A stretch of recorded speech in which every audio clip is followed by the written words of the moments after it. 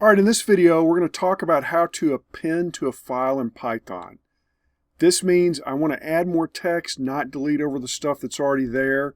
So pretty simple, use mode = A for append when opening the file. So let's go look here in random ints. We have a single integer 263.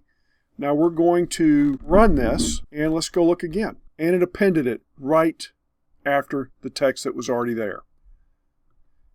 So let's dig a little deeper. If you go into the documentation, you can see that there's various strings that you can put into the mode.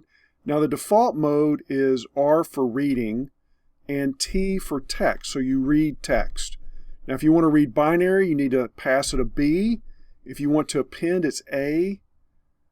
Exclusive creation, that means if it's already there, fail, so you don't write over something that you've already done. And plus is for updating, reading, and writing. So that's it. Hope you learned something. Subscribe to this channel if you hadn't. Smash that like button so I can help more people, and I'll see you in the next one.